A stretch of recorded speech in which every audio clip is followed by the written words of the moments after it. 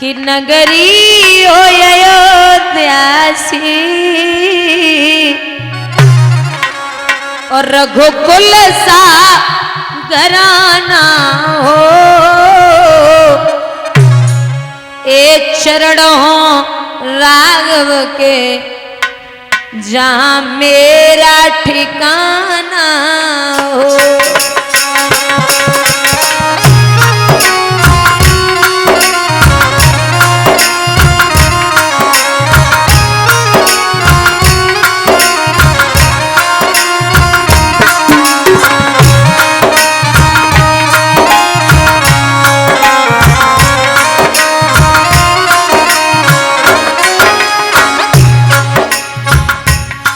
लक्ष्मण सा भाई हो, कौशल्या माई हो, स्वामी तुम जैसा मेरा रघुराई हो। दोनों हाथ ऊपर ढके हरि बोल।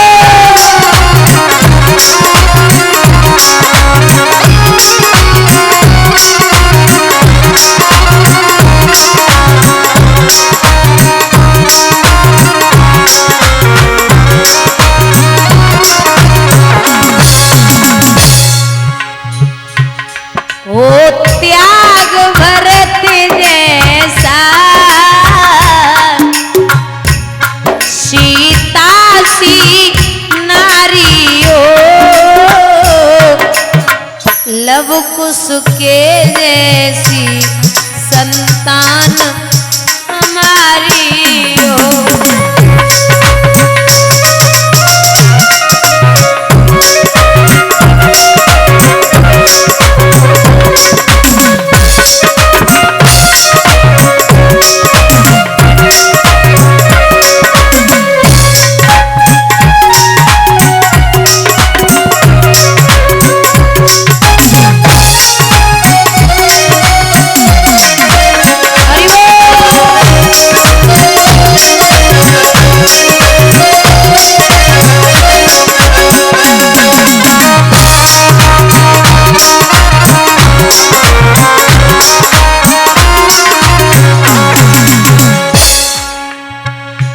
श्रद्धा हो श्रवण जैसी सबरी सी भक्ति हो, हनुमत जैसी निष्ठा और शक्ति हो।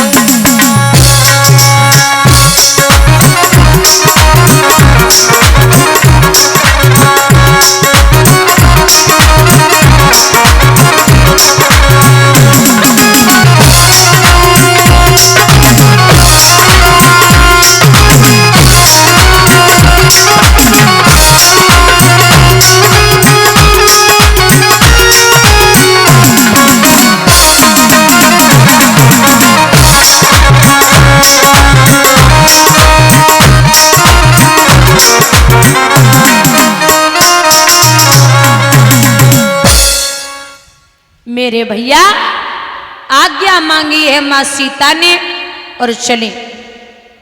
एक बात और, आप सबने सुना होगा कि जो स्वयंवर की चिट्ठी थी वो राजा जनक ने हर जगह भेजी थी, लेकिन एक जगह नहीं भेजी। कहां? अयोध्या।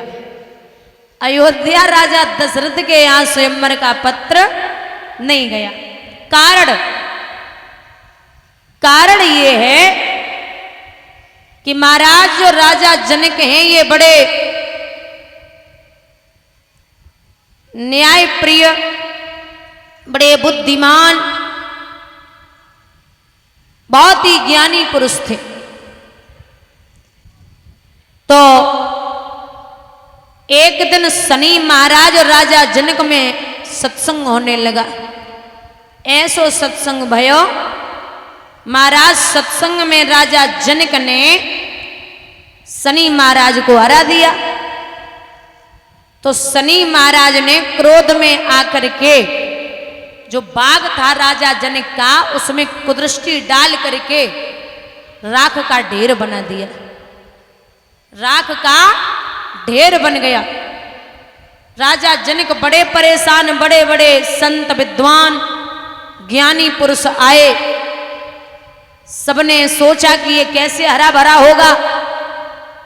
तो राजा जनक को एक उपाय बताया गया कि अगर कोई भी महापुरुष, वीर, ज्ञानी, बुद्धिमान एक कच्चा धागा लेके कच्चे घड़े में बांध के कुएं से पानी निकाले और लेकर के वो पानी बाग में छिड़काव कर दे तो बाग हरा भरा हो जाएगा। ठीक है, हर जगह राजा जनक ने चिट्ठी भेजी। एक पत्र अयोध्या नगरी में राजा दशरथ ने पढ़ा, लेकिन पहले से पत्र तो बाद में पहुंचो, पहले बड़े बड़े विद्वान कोई घड़ा भर रहो तो धागा टूट रहो है, घड़ा फूट रहो। अब कच्चो ही घड़ा, कच्चो ही धागा, उपाय ना चले रहो। तो राजा दशरथ ने विचार कियो कि जब बड़े बड़े वीर ये काम को ना ही कर पाए तो हम कौन से बड़े बलवान हैं जो कर लिए।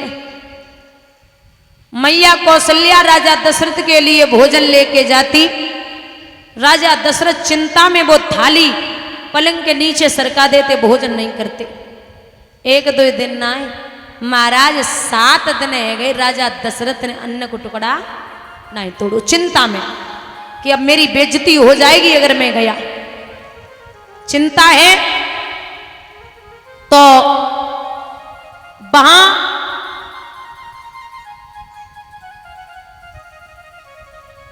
जब 8वें दिन एक मेहतर आया, उस मेहतर ने जवाब दिया, समझ में नहीं आई, आपने 7 दिन से आप राज्य में नहीं गए, क्या कारण है? दशरथ बोले कोई बात ना, बस ऐसे ही नहीं गया। जवाब दो महाराज, कुछ तो बात है बताओ ना। बोले कोई बात ना। बोले नहीं महाराज, ये चलो कोई बात नहीं, आप राज्य में नहीं गए, लेकिन ये बताइए आपने 7 दिन से भोजन क्यों नहीं किया?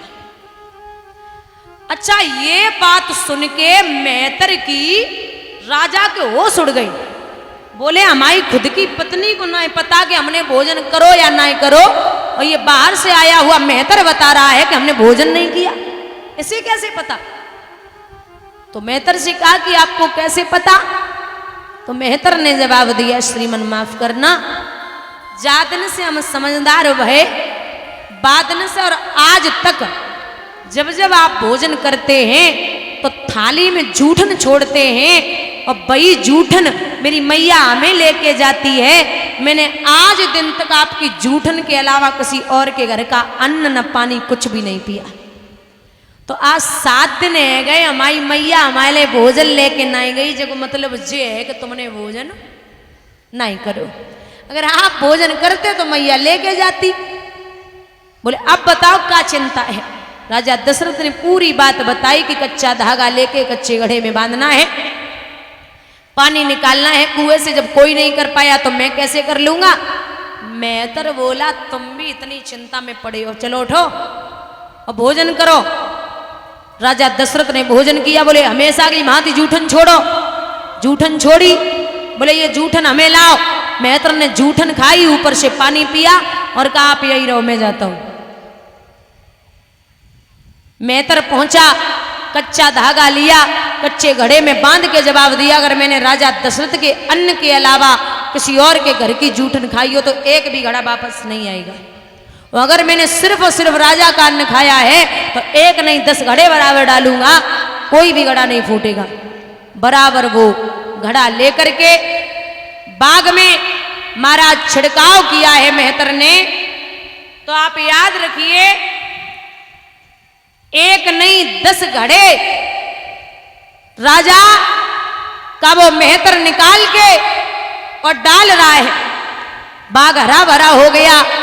लोग बड़े प्रसन्न हैं कि जो किसी ने नहीं कर पाया वो अवधपुरी के मेहतरों ने कर दिखाया। अब ये बात खत्म नहीं हुई।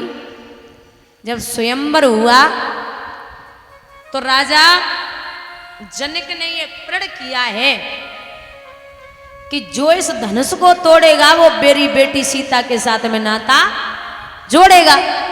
लेकिन अवधपुरी में अगर चिट्ठी भेज दई और राजा दशरथ ना आए का मेहतर को भेज दो, तो जब मेहतर इतना बड़ो काम कर सकते हैं तो धनुष तोड़वो कोई बड़ी बात ना है। इसीलिए महाराज अवधपुरी में चिट्ठी नहीं गई। बोलिए गोविंद भगवान की। भैया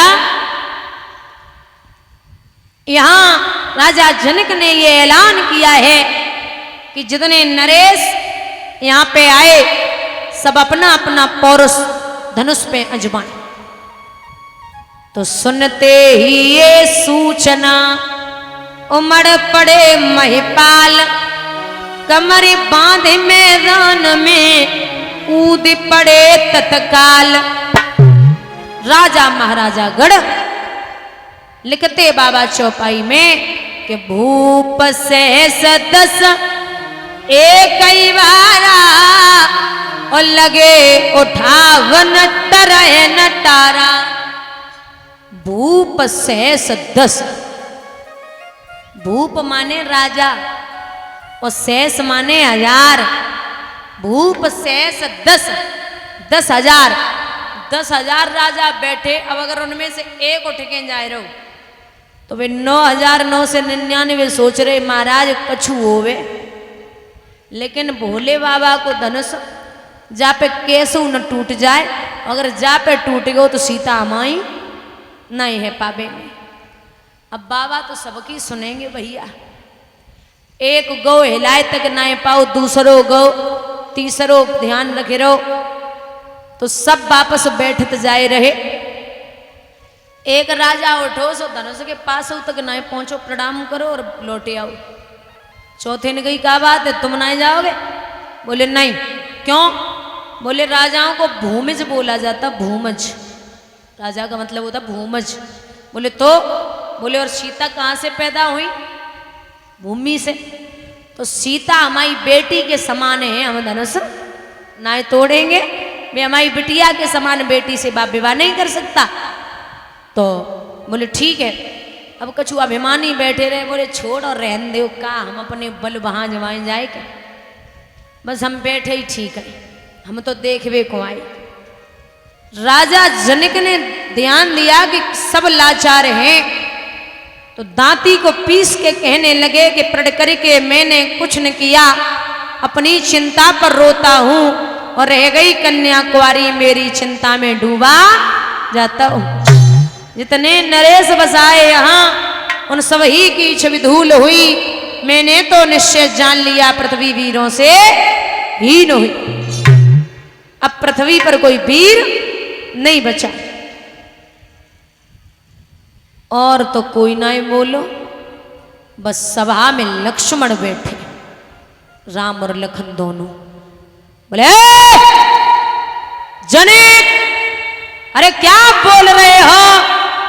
न जनक जी, न श्री जनक, न जनक महाराज, कुछ भी नहीं, सीधा जनक। राम बोले क्या कर रहे हो? ससुर जी को सम्मान करो थोड़ा सा, डायरेक्ट ही नाम ले रहे हो, ना आगे जी न आगे श्री न पीछे जी, कोई मतलब ही नहीं है। अब थोड़ा सा सम्मान करिए। क्रोध में लखन बोले अरे ओ भैया, ये जनक जी को शोभा नहीं देता। अरे अगर यहाँ एक कोई रघुवंशी का बच्चा भी बैठा होता तो वो भी ये शब्द नहीं सुन पाता। तो इन्होंने ललकार के बोला है कि यहाँ धनुष तोड़ने वाला कोई नहीं है। क्या बोल रहे हो कि कोई वीर नहीं है? अरे आप चाहो तो छोटा सा बच्चा एक कच्ची गुल्लक मिट्टी की खेल खेल में तोड़ सकता है, वैसे ही मैं धनुष को उठा के जमीन पे पटक के तोड़ दूंगा। आप कैसी बात करते हो? मैं रघुवंशी हूं। भैया को तो छोड़ दो, मैं अकेला ही काफी हूं, अभी आसमान से तारे ले आ सकता हूं। अरे विश्वामित्र चेहरा देख रहे, इतनी गुस्सा, इतना क्रोध। अरे गुरुजी आप खुद ही सोचिए, ये क्या बोल रहे हैं? मुझे पता है कि मेरा भाई अगर एक बार कह दे तो मैं कुछ भी कर सकता हूं, ब्रह्मांड को हिला दूं। ये धनुष छोटी सी बात है, पता नहीं कितनी बचपन में मैंने धनवा तोड़े हैं। विश्वामित्र मुस्कुराए के बोले लखन बैठो। राम, हे राम उठो धनवा तोड़ो, संताप जनक का हरण करो।